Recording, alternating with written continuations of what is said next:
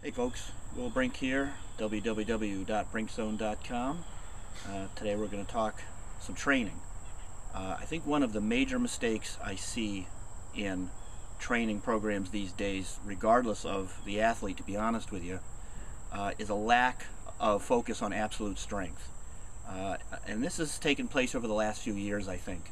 Some years ago, people were very focused on just being strong.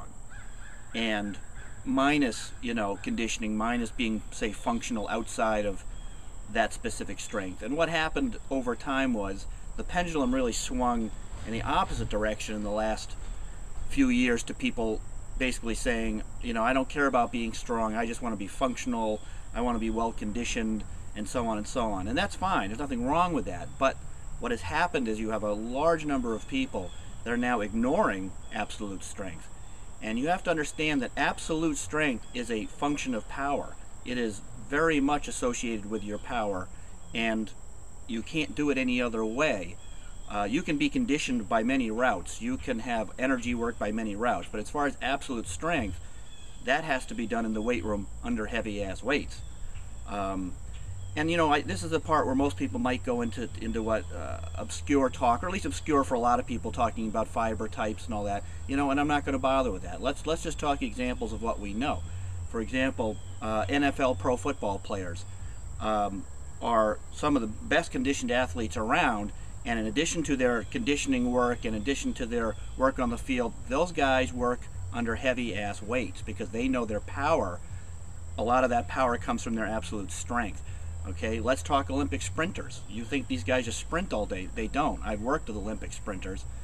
Obviously, these are people with very high levels of knowledge with coaches and stuff, and in addition to their conditioning work and all their other work, these guys spend time in the weight room under some very heavy weights because, again, their power comes from their strength. Their absolute strength is very much a component of power.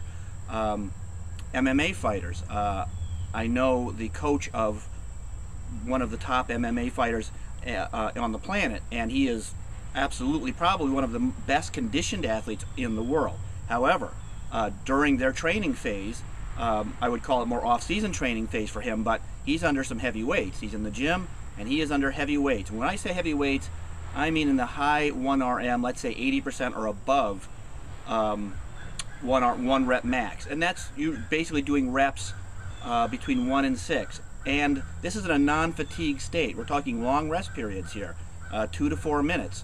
Again, a lot of athletes want to keep moving, but there's a place and a time for everything in your training component. And when you need absolute strength, that is how you're going to do it. You want to pick, obviously, basic exercises, the basics, squats, deadlifts, what have you, and it's got to be worked into your particular program. But whether you be martial artists, and I think this is an area that most martial artists really fail in, is having absolute strength. They may be well conditioned, but MMA, be you martial artists, be you a sprinter, what have you. Even bodybuilders, I think, in some respects fail in this area, but again, they're more towards some absolute strength than other athletes.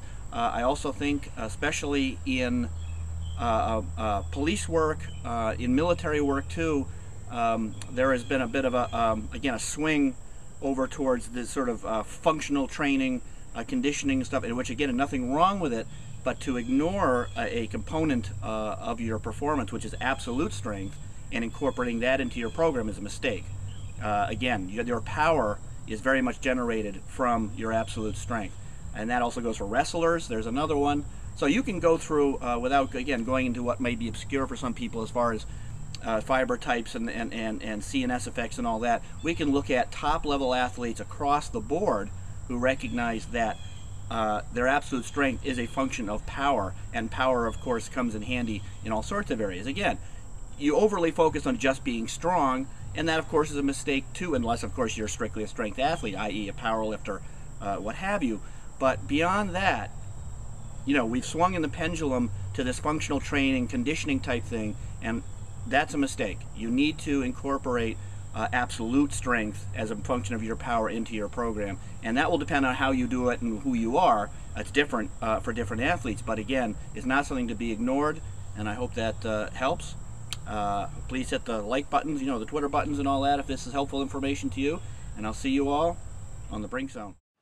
Now, for more information on this topic, head on over to www.brinkzone.com, where you'll find my blog, more videos, free reports on fat loss, muscle building supplementation, fitness, health, and longevity, as well as a ton of articles in my free weekly fitness newsletter.